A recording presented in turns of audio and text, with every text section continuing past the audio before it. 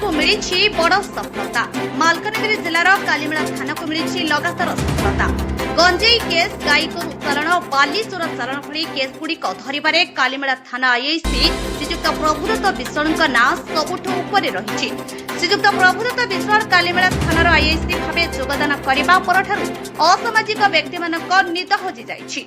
वर्तमान कालीमेला अंचल में आग भली असामाजिक कार्य देखा मिलूना, किंतु एहारी भितरे कालीमेला थानाधिकारी आउ गोटे बड़ सफलता मिली।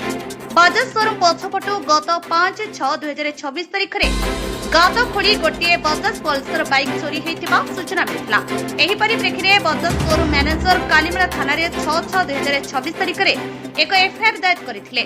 एफआईआर को आधार करी कालीमेला थाना आईआईसी श्रीजुक्त प्रभुदत्त विश्वाल तांको टीम सहित आरंभ करथिले खोलताड़ भितरे 8/6/2026 तारिख में एमभि 81 ग्राम पाखरु चोरी करिथिबा बाइक जबत करिछि। एही चोरी केस रे जड़ित 2 जण नाबालक को एफआईआर दायर होइथिबा 24 घंटा मध्यरे अरेस्ट कराଯାଇଛି। एथिरु जणा पडुछि कालीमेला थाना अंचल में वर्तमान एक शांतिपूर्ण वातावरण सृष्टि होइछि।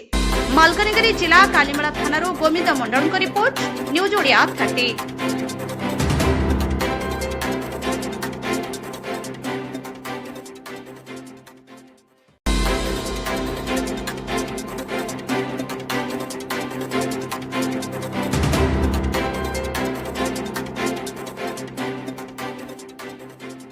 गत 6 तारिख रे आमर कालीमेला बजाज शोरूम रे गोटे गाड़ी चोरी होता और से ओनर भी रिपोर्ट करते। रिपोर्ट अनुसार आमर केस होता 133 केस नंबर।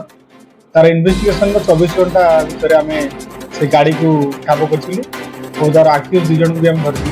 से गाड़ी टी आम पाइलु मोटू एरिया और हैंडओवर करा विक्टिम को। और तापर जो 2 जन आक्यूज थे माइनर थे मेडिकल पर परिचालन करा। न्यूज ओडिया 30 चैनल रो नुआ नुआ अपडेट शीघ्र देखिबा पई चैनल को सब्सक्राइब, शेयर, लाइक एवं कमेंट्स करंतु। धन्यवाद।